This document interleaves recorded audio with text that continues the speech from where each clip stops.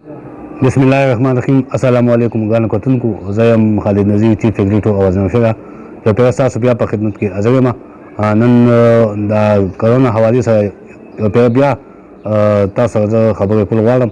دا په ملک کې چې کومه وبا پیلاو شوې ده، خصوصا د اختر نه مخکې چې کوم لاکډاون ختم شو او هغې د وجې په پبلک مقامات کې، په دوکانونو کې، په بازارونو کې چې کوم رش پیلاو شو، هغې د وجې دا بیماري ورځ تر ورځه نور هم سیوا شوه.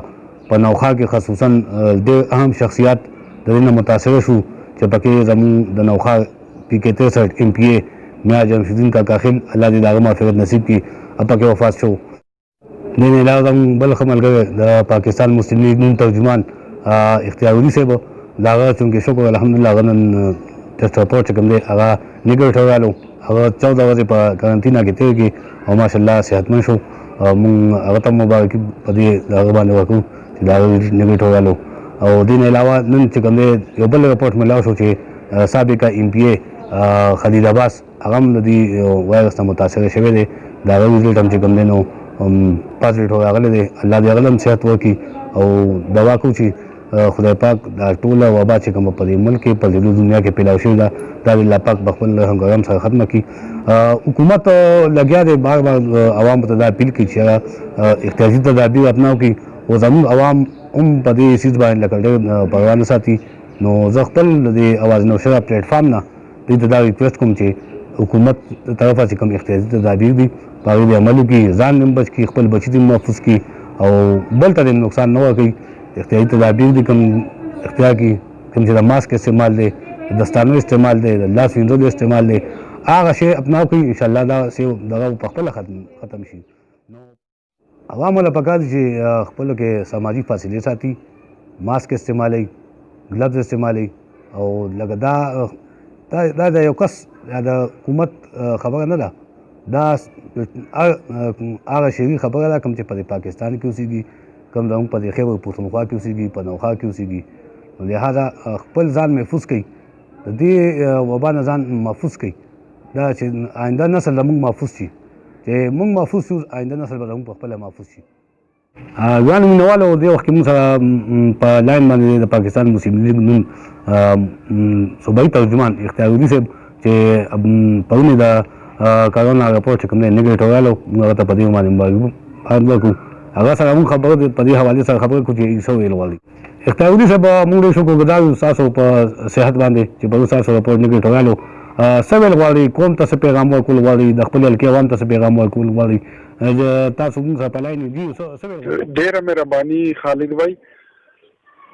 زه به د خپل حلقې عوامو ته او ټول ولس ته، د پاکستان چې څومره عوام دي ټولو ته زه به دغه یو سوال کوم چې د کرونا نه د بچ کېدو یو لاره ده، هغه احتیاط دی.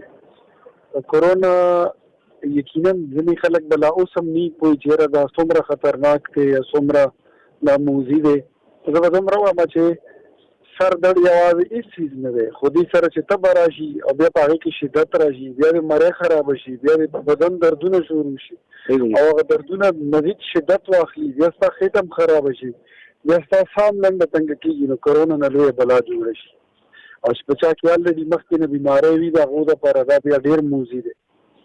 او بیا زه به خپل عام ولس ته د خپلې حلقې او پاکستان ټول عوامو ته دا درخواست کوم چې کوم خلک ښه شوي دي د کرونا نه، چا صحتیابي الله پاک نصیب کړه، هغوی ته پکار ده چې هغوی خپله وینه، خپل پلازما چې کوم دی نو هغه ډونیشن ورکړي.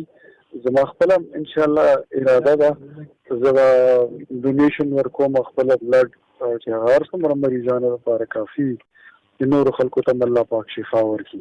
باقي زه د مرګ دپاره، د ژوند دپاره د الله پاک فیصلې ټولې په خپل ځای باندې محکمې دي.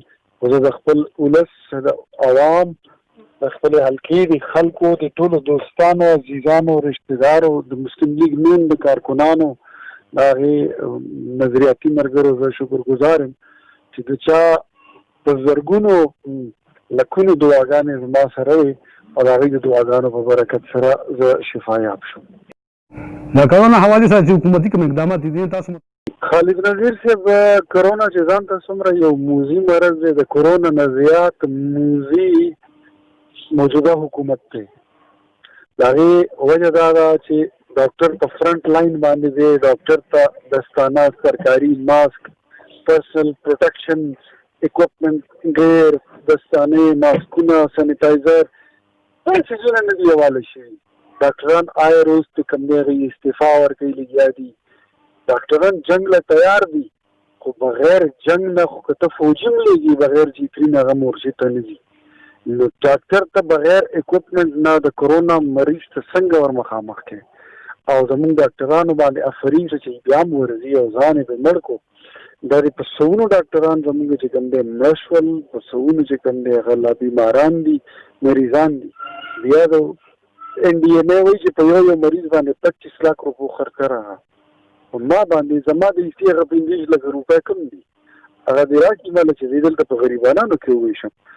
دا ټول فراډ دی. د بیماري د کرونا شته، خو د کرونا اډورټایزمنټ حکومت دومره ډېر زیات کړی، خوف په خلکو کې پھیلاو کړی دی، او د هغې په نوم باندې د وبا او د پنډیمک په نوم باندې په ملک کې د کرپشن یو نوی بازار کولاو شوی دی. او په هغې کې حکومتي پارټي، عمران خان، د هغه ټول جماعت، د هغه وزیران، مشیران، ظفر بیگ میرزا، عامر کیانی، دا ټول. زمونږ خو دې وخت کې افسوس دا دی چې وزیر صحت ستاسو وزیر اعظم صاحب خپله دی. صحیح دی، بالکل. نو زه خو بالکل اقداماتو نه مطمئن نه یم. دا څومره خلک، خالد وزیر دا خبره ما اراده وه چې زه به دا ځم، دا به ما پېښور یا اسلام آباد پریس کلب کې کوله، خو خولې ته مې راغلي ده، اوس یې ایسارولی نه شم. یو فیدي کوم چې دا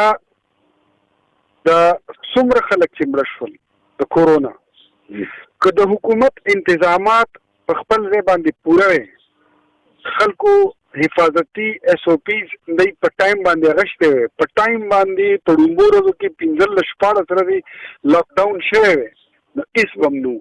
که د تافتان بارډر د علیزی دي او د زلفي بخاري په خوله باندې دی په ټلیفون نه وی کولاو شوی، نو د عراق د سایډ نه، د ایران سایډ نه به په موږ باندې کرونا نه وه راننوتي.